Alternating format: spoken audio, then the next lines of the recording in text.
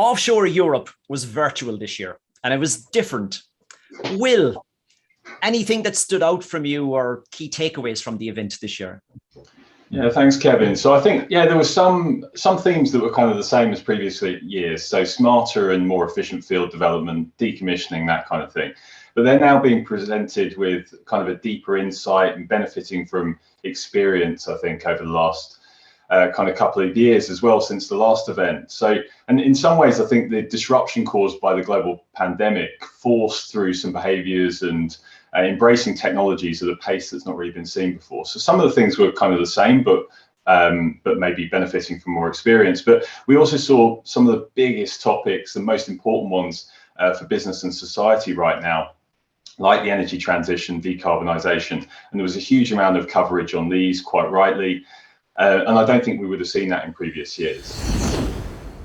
Yeah, thanks, Kevin. Along with Will, I mean, I see all these trends being talked about, but a key takeaway for me is that decarbonization of the offshore space is not only talk, it's now really shaping up. So that's at core, and glad to see. And then secondly, in the past, I mean, it was a little bit siloed still between various energy carriers or pillars of the energy industry. Now I see the majors, both on the developer side and the service side, coming more into various facets of the industry. So moving into wind, moving into offshore hydrogen, etc. So it's all melting together.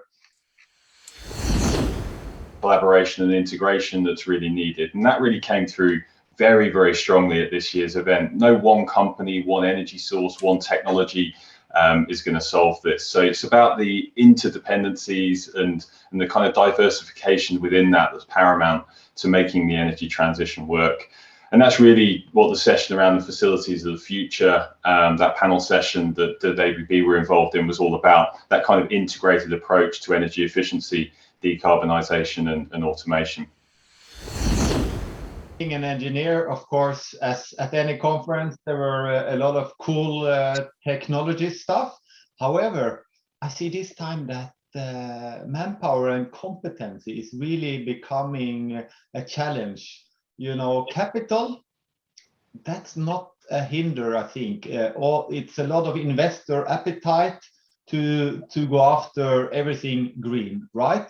And I'm pretty certain we can find the right technologies to drive us forward. However, I see now we are approaching a time where lack of manpower really could be a challenge. So as Will is saying, this is really key then to address by working closer together, forming up partnership alliances, etc. So that was really the aha moment for me at this conference. With the work you're doing, do you see any particular skill sets that need to be developed either in the existing workforce and the next workforce coming down the line? Yeah, so I mean, there's lots of skills, and I can't look into the future, and there'll be jobs in 5 years, 10 years I haven't thought of, and skills that are required for those as well. But what we see right now is kind of this combination, I think, of again with a digital emphasis of digital skills, or even actually being digitally kind of articulate as well, with those core kind of engineering domains. Martin, during your session, you mentioned ABB's adaptive execution. And one of the questions that came in was that, it looks very comprehensive. It's, as you mentioned, it's not a piece of software, it's not a tick box. Where would a company start with that, in a massive project? How do you get started with something like that? Yeah, it's a good question, Kevin, and maybe there isn't a perfect way of starting. I mean, for sure, the wrong start would be to just throw all our methods at you and then run at full speed from point zero, right? So actually, I'd rather start to laying all the challenges at the table, because adaptive execution is not only about the methods and the technologies, but it's also to understanding which challenges you have and the capabilities and methods and tools and technology, you need to address them. So first, let's meet, put all the challenges at the table. Perhaps we know the solution to some of them, or perhaps we have seen them in the past, but that's really where you need to start. And then you pull in the best pieces of the adaptive execution framework and start to address the challenges. As you say, it's adaptive execution, right? So it's about situational awareness, like where are you, what are the problems, and it's not a one size fits all and follow steps 1 to 10. Yeah, exactly. I mean, there is a framework, of course, so it is structured in a way, but before you know exactly what you're trying to solve, it's not the right time to start, right? So start with that, and then you pull the best streamlined processes and use them adapted to the challenge.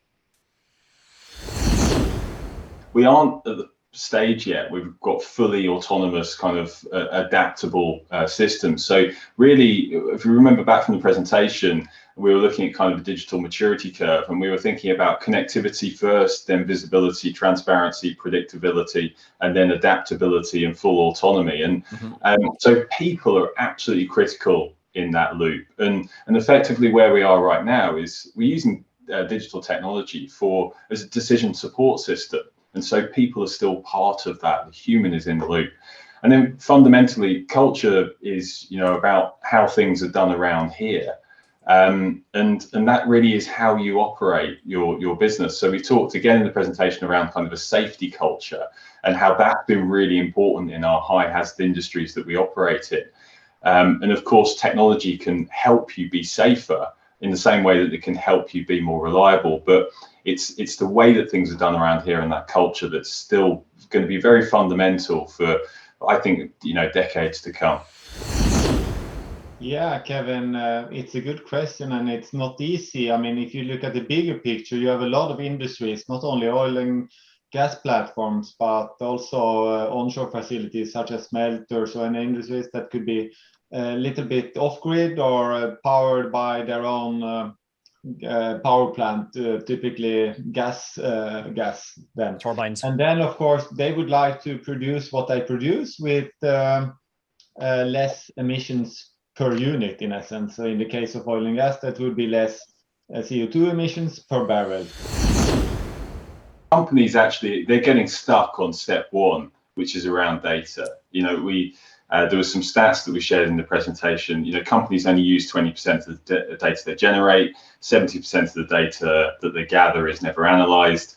And companies that I talk to in the energy industry, some of them are spending years on that gathering data, building a big data platform before any operational value is being created, really. So instead, again, start with the business or the operational problem that you're trying to solve, and then work iteratively towards that goal, and create those opportunities, those short-term opportunities to succeed. But by creating those kind of short-term goals, it's also an opportunity to fail. And what we mean by failure in that context is really the opportunity to learn as well. So rather than spending 3 years gathering, all of your data together, incurring lots of cost and not yet achieving any value, then how can you use lean edge and cloud-based technology, working collaboratively with your service providers, with your supply chain,